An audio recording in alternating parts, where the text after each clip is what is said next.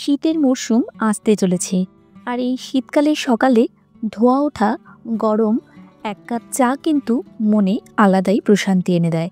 তাই চাকে বলা যেতে পারে ফ্লেভার অফ লাইফ অথবা ব্লেন্ডস অফ হ্যাপিনেস।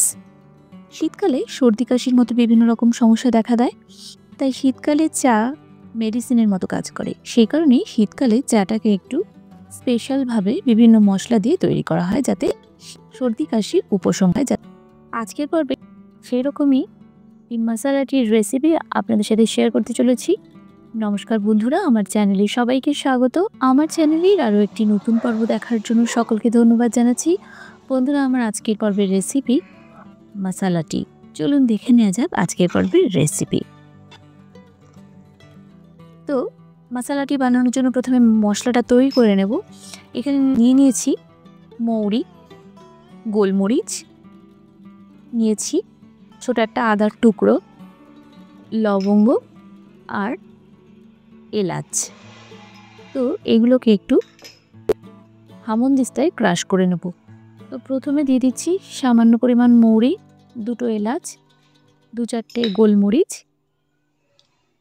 দিচ্ছি লবঙ্গ। গোলমরিচ আর লবঙ্গের পরিমাণটা একটু কম দিতে হবে, কারণ এগুলো খুব গরম। আর এই সমস্ত গরম মশলার মধ্যে একটাই মৌরিটাকে দিয়েছি ফ্লেভারটাকে একটু ব্যালেন্স করার জন্য, একটু মিষ্টি ঠান্ডা। তো সমস্ত মশলা এইভাবে হালকা করে ক্রাশ করে নিলাম। খুব বেশি মিহি করতে হবে না, জাস্ট ভালোভাবে ক্রাশ করে নিলেই এর ফ্লেভারটা আসতে শুরু করবে। এরপর দিয়ে দিচ্ছি ছোট একটা আদা, এটাকেও একটু থেতো করে নেব।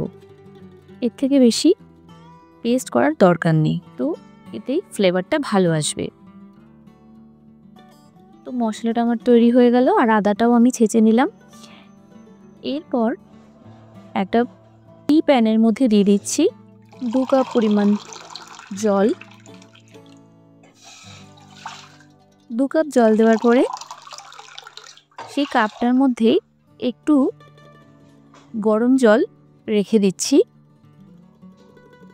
যাতে চাটা ঢালার আগ পর্যন্ত কাপটা গরম থাকে।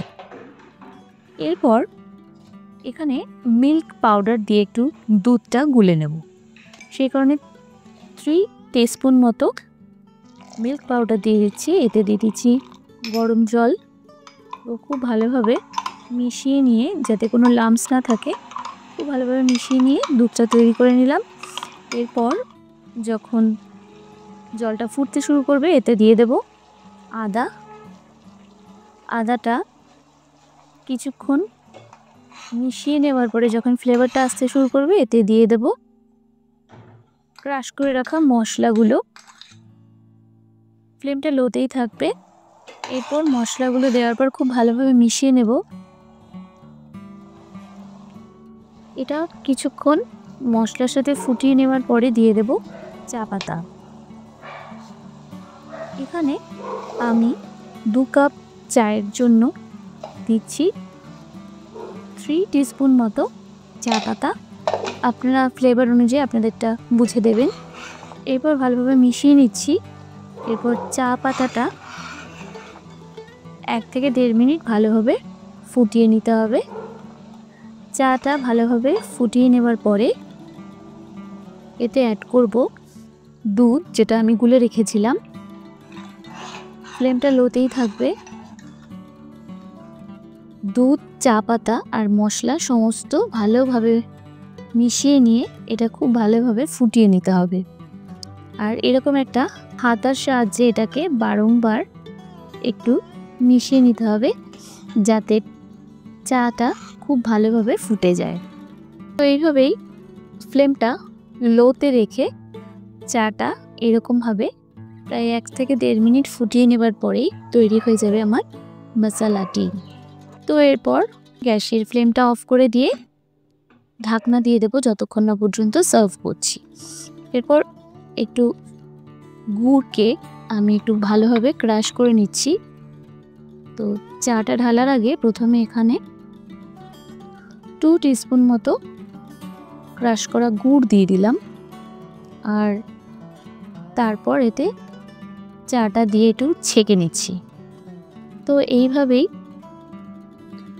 চাটা ছেঁকে নেওয়ার পরে গুড়টা চায়ের সাথে খুব ভালোভাবে মিশিয়ে নিতে হবে।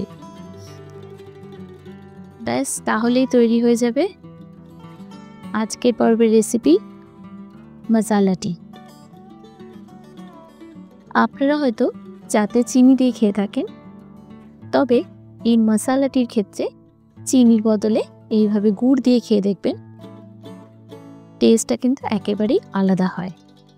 আর চিনি খেতে চাইলে চিনি দিতে পারেন। তো শীতকালের এইরকম মশালা টি একবার অবশ্যই বানিয়ে দেখবেন। আপনারা তো অনেক রকম চা বানিয়েছেন, অবশ্যই আমার রেসিপিটা একবার ট্রাই করে দেখবেন, আপনার মন প্রশান্তিতে ভরে যাবে।